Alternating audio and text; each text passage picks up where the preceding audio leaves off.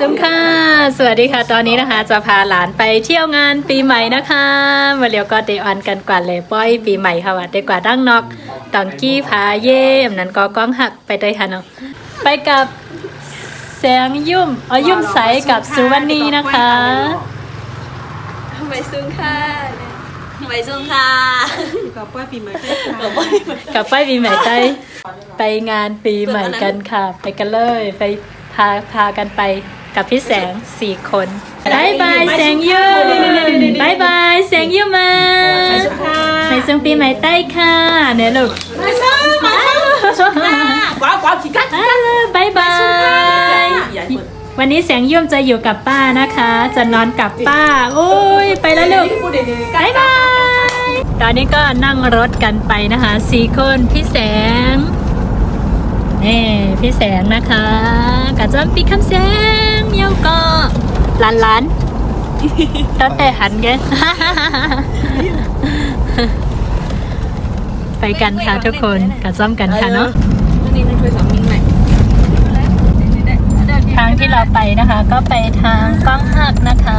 แต่ว่าจะไปอีกเส้นหนึ่งเดี๋ยวรอดูว่าไปทางไหนบ้างตอนนี้คือเส้นทางแบบฝนเยอะมากค่ะจะไปดูหลายๆที่นะคะเส้นทางตอนกลางคืนก็จะประมาณนี้ค่ะเดี๋ยวค่อยกลับมาดูที่น้ำรันกันค่ะนี่เพื่อท่านผู้ชมทุกท่านเลยนะคะอีกอย่างก็โมยังไม่เคยไปด้วยค่ะเป็นก่อดั้งกองหักด้านในก่อดั้งกองหักแต่เราจะไปทางนี้ทางตองจี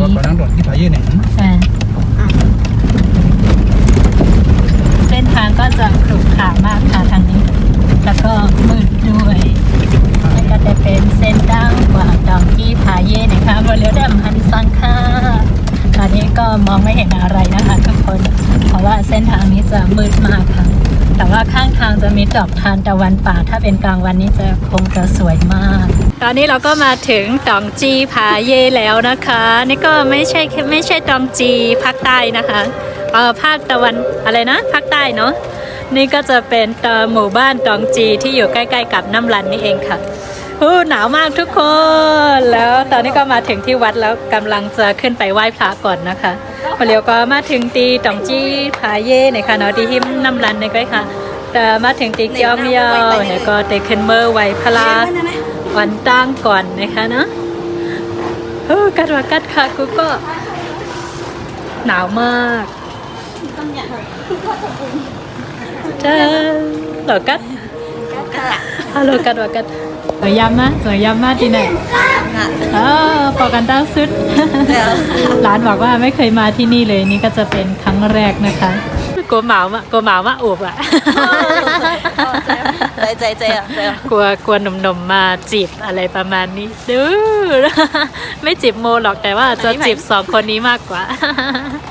เคยมาไหมมาย าม่าเหรอยามาตาเซพี่เสียงบอกว่าเคยมาบ่อยมากแต่ว่าครั้งแรกของเราเดี๋ยวเราไปดูบรรยากาศงานปีใหม่หมู่บ้านตองจีนะคะจะเป็นทางที่ไปในงานเนาะโอ้มีขนมแบบไทยใหญ่ด้วยทุกคนดูขนมไทยใหญ่เยอะมากเลยว้าวนี่นะคะข้าวหลามขายข้าวหลามค่ะวันนี้โอ้น่าอร่อยมากเลย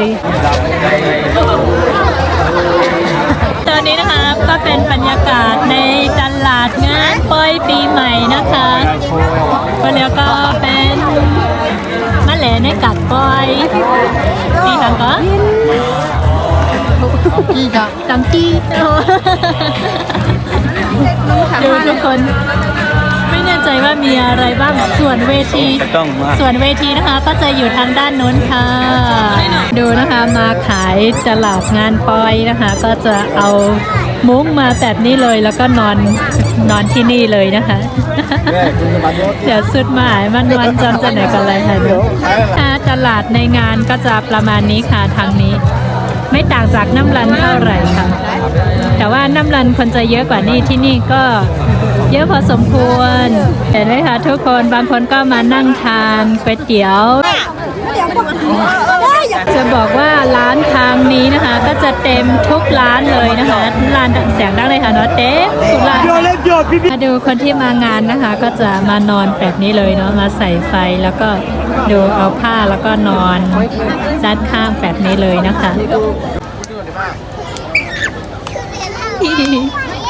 น่ารักมากเด็กๆสนุกสนานไม่แน่ใจว่าแต่ละหมู่บ้านนะคะ ก็จะเอารถมาแล้วก็มากางเต็นท์แบบนี้บางคนก็นอนบนรถบางคนก็นั่งทานอาหารกันบนรถแบบนี้ค่ะเดี๋ยวเราไปถามดูนะคะว่างานจะเริ่มกี่โมงคราวนี้ก็จะเห็นว่าสาวๆเยอะมากเขาบอกว่างานจะเริ่มประมาณ7:30หรือทุ่มครึ่งนะคะตอนนี้ก็ทุ่มครึ่งแล้วแต่ว่ายังไม่เริ่มเลยรออีกนิดนึงเขาจะพกหัวแน่ตรงนี้เลยจอยเคียนหัวแล้วค่ะ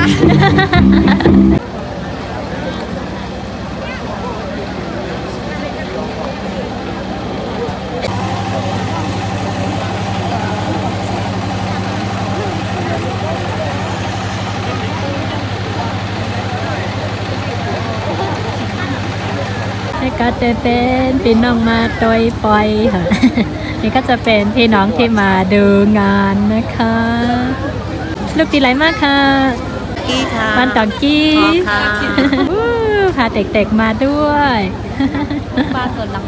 บ้านส่วนหัวขมูร ลูกดีไรมากค่ะป้า เขาสุกไปในเขาเป็นกุ้ง ตีตองกี้ในแก้ค่ะเนาะอ๋อที่อยู่บนเวทีนะตอนนี้นะคะก็จะเป็นสาวๆบ้านตองจีนะคะนี่ก็จะเป็นสาวๆวันตองจีนะคะสวยๆทั้งนั้นเลยนะคะทุกคนฮังลีเด็กๆค่ะเนาะก่อนจะนับถอยหลังนะคะก็จะมีการเปิดงานปีใหม่ก่อนนะคะเมื่อเดนฮับเจงในก็ออนกันเปิดปังป้อยสีก่อนนะคะจริงๆนะคะทุกปีนะคะก็จะผลัดกันจัดใหญ่โตนะคะถ้าหากว่าลัทฉานทั้งหมดนะคะรวมกันแล้วก็จัดนะคะแต่ว่าปีนี้ไม่จัดเพราะเนื่องจากสงครามในลัทฉานนะคะเลยจัดแต่ละที่เท่านั้นเองค่ะทางนี้ไม่มีไฟฟ้านะคะก็เลยต้องใช้เครื่องปั่นไฟทำให้มืดแบบนี้นั่นเองค่ะ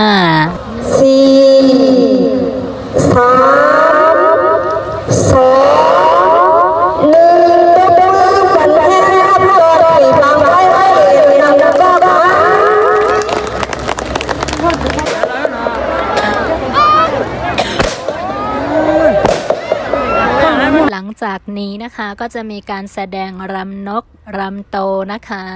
แล้วก็รำวัฒนธรรมต่างๆนะคะลูกดีไรมากค่ะใช่ค่ะโอเคนี่นะคะหนุ่มๆโอเค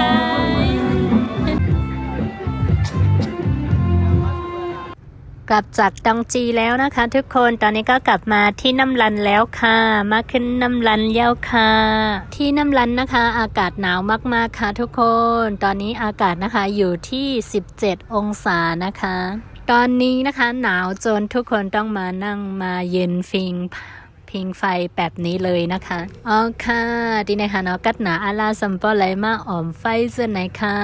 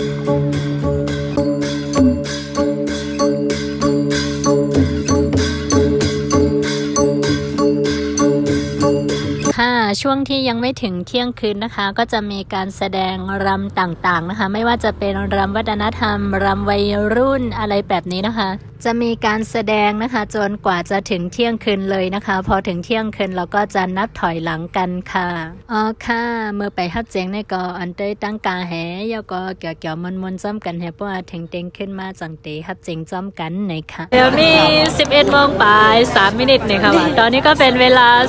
11 โมง5 ทุ่ม 3 นาทีนะคะแล้วก็รอนับถอยหลังอีกชั่วโมงเดียวค่ะมารอตั้งแต่9 โมงครึ่งนะคะไปแล้วก็มาไปหับเสียงเนี่ยค่ะว่ามาไปเดี๋ยวมือ9 โมงครึ่งค่ะกว่าดีไรเหรอตองกี้กับตองกี้มายาก็มาไปดีไหนเมื่อไกลก็ปัดตองกี้ค่ะเนาะเมื่อกี้นะคะก็ไปหมู่บ้านตองจีแล้วก็ตอนนี้ก็มารอที่นี่นะคะ และจะรอนับถอยหลังก่อนจะกลับบ้านเราก็เลยตอนนี้มีลำนุ่นลำนี่ไม่ว่าจะเป็นลำนกลำโตแล้วก็ลำตามกองอะไรแบบนี้นะคะลำวงมีหลายอย่างเลยงั้นก็รอข้าวดาวกันต่อไปค่ะไม่แน่ใจว่าจะรอไหวไหมไอ้นอนอย่าได้หยอกถามหลานว่าง่วงหรือยังบอกว่ายังไม่ง่วงค่ะ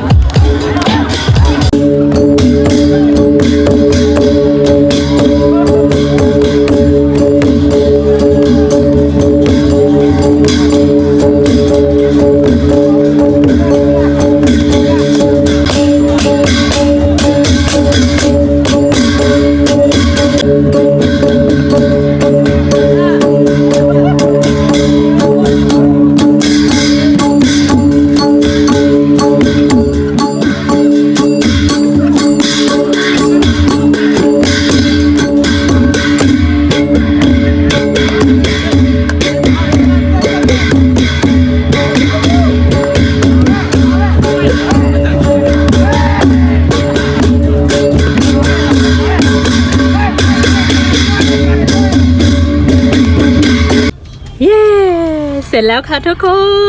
นมางานรับปีใหม่นะคะยาวค่ะเนาะมางานรับปีใหม่จบไปแล้วแต่ว่าพรุ่งนี้ยังมีอีกวันหนึ่งค่ะเมื่อพวกพี่แทงวันในค่ะวะนะคำในก็ยาวอะค่ะคำในก็เป็นข้าวยาม12 โมงครึ่งฮัลโหลโลโลโลโลโลเดี๋ยวเซมเมอร์มีลูกมาเนี่ยไปยามผัดลูกดังขึ้นให้หน่อยนะ ตั้งแต่มีลูกมานะคะก็คือยังไม่เคยไว้ลูกแบบนี้ทั้งคืนเลยนี่ก็จะเป็นครั้งแรกนี่เพื่อทุกท่านเลยนะคะ วันนี้ก็ปีใหม่2ที่เลยนะคะวันนี้ก็จะขอจบเพียงเท่านี้ค่ะวันนี้ก็เดี๋ยวย้อนปอกันหน้าอีกครั้งเจอกันใหม่ในวิดีโอหน้าค่ะพบกันใหม่ในวิดีโอหน้าค่ะใหม่ส่งปีใหม่ได้ค่ะบ๊ายบาย บ๊ายบาย